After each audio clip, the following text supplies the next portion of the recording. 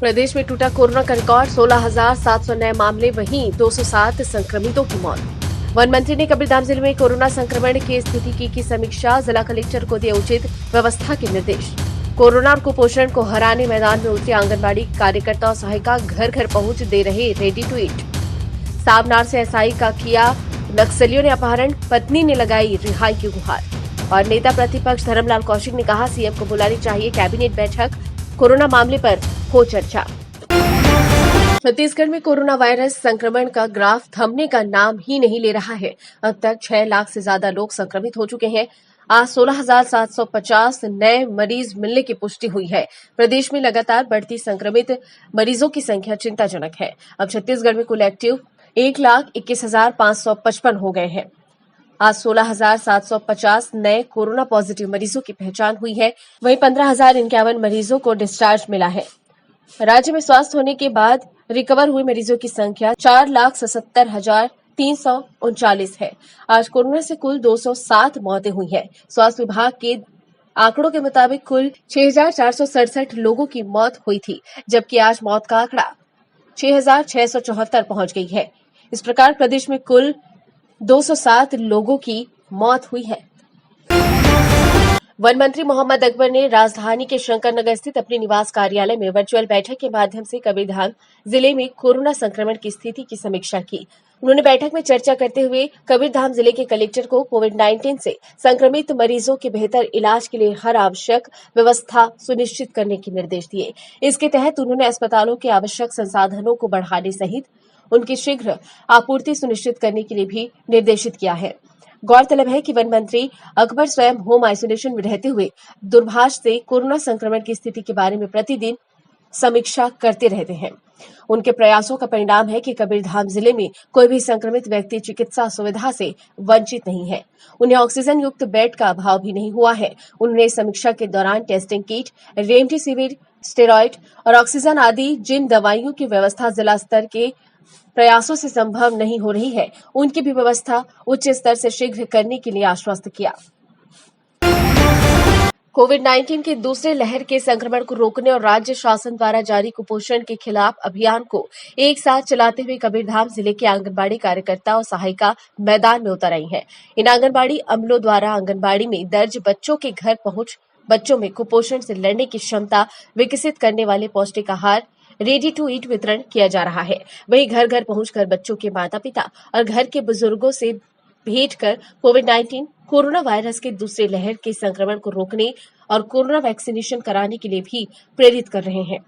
आंगनबाड़ी कार्यकर्ताओं द्वारा door to door घर पहुंचकर ये भी समझाया जा रहा है कि कोरोना और कुपोषण के खिलाफ जारी लड़ाई में सहयोग करें।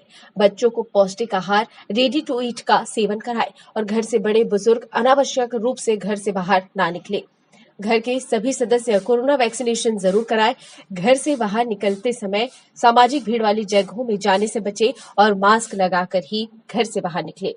वैक्सीनेशन के बाद भी सामाजिक दूरी का पालन करें। सर्दी, खांसी, बुखार, सिर दर्द होने पर अपने पास के स्वास्थ्य केंद्र में जाकर कोरोना का परीक्षण कराएं। चिकित्सकों के परामर्श अनुसार दवाइयों का सेवन करें।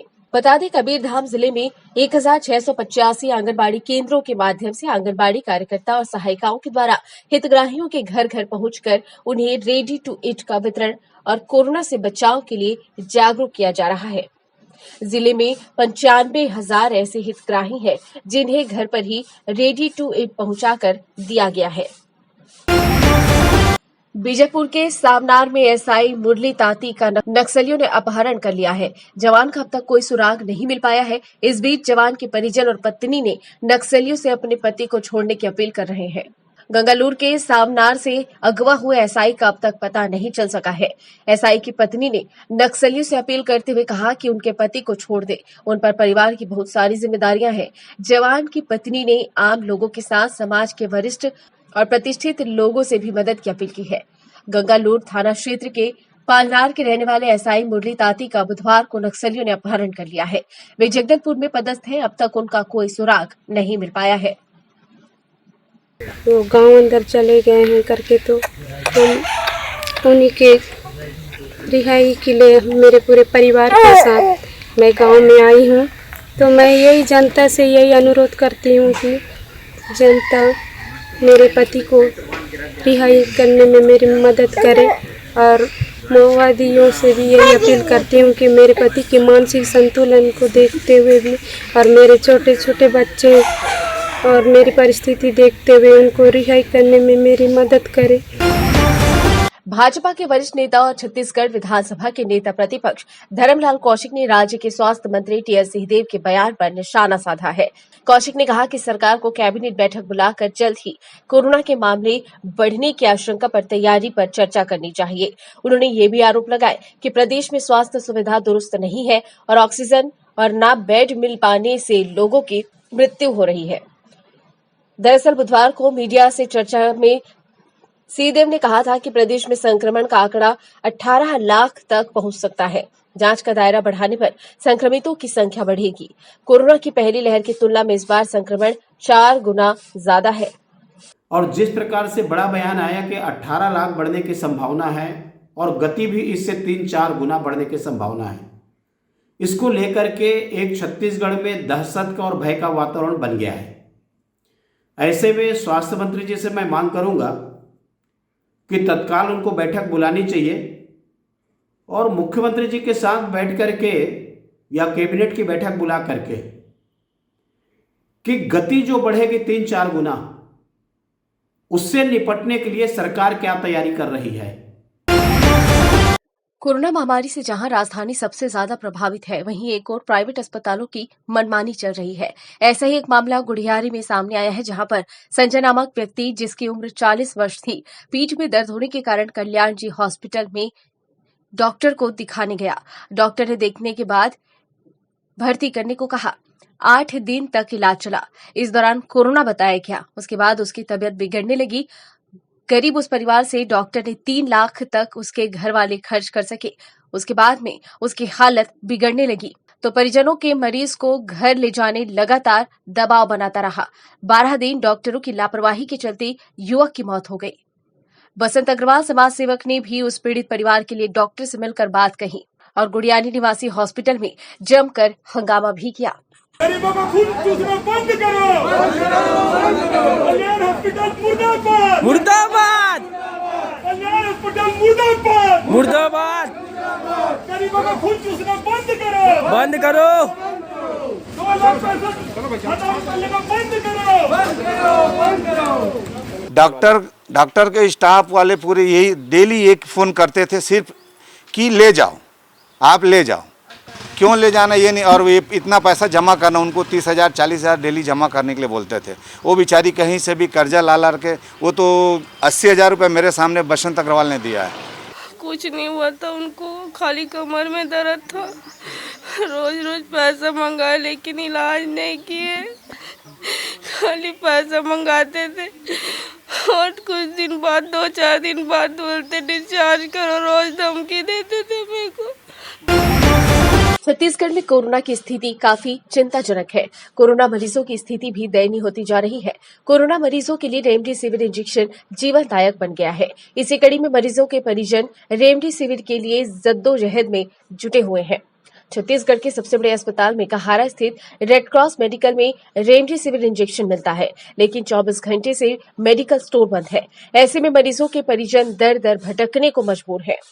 मेकाहारा स्थित भारतीय रेड क्रॉस मेडिकल स्टोर में 24 घंटे ताला लगा हुआ है। 24 घंटे खुलने वाले मेडिकल स्टोर के बंद होने के कारण गरीब जेनेरिक दवाओं के लिए भटकने को मजबूर है।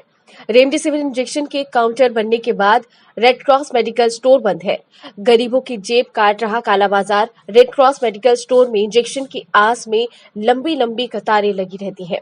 इंजेक्शन मिलेगा या नहीं, ये बताने वाला कोई भी नहीं। बता दें कि रेड क्रॉस मेडिकल स्टोर जिला कलेक्टर अधीनस्थ संचालित होता है। मामले में जिम्मेदार अधिकारी कुछ भी बोलने को तैयार नहीं है। ऐसे में गरीबों को परेशानियों का सामना करना पड़ रहा है। रायपुर के मोआ स्थित शुभकामना हॉस्पिटल में 15,000 का जुर्माना लगाने की खबर सामने आ रही है। स्थल पर निरीक्षण के दौरान मेडिकल वेस्ट का सही तरीके से डिस्पोजल नहीं किए जाने पर नगर निगम की टीम ने ये जुर्माना ठोका है। जोन 9 के जोन कमिश्नर ने दोबारा मेडिकल वेस्ट सहित तरीके से डिस्पोजल नहीं करने पर कठोर कार्रवाई की चेतावनी दी है।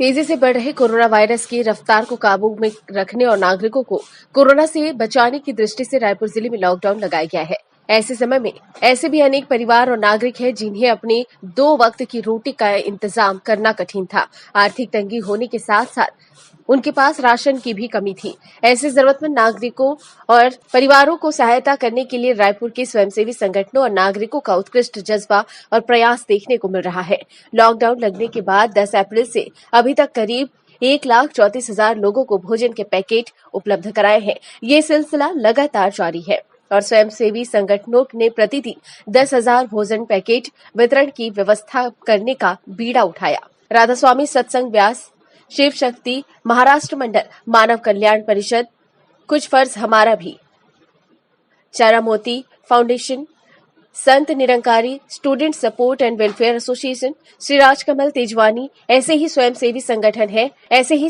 संगठन और नागरिक हैं जिनके द्वारा सहायता से दिए जा रहे उदारता पूर्वक सहयोग ने अभी तक जिले के लाखों भूखे पेट को तृप्त किया है।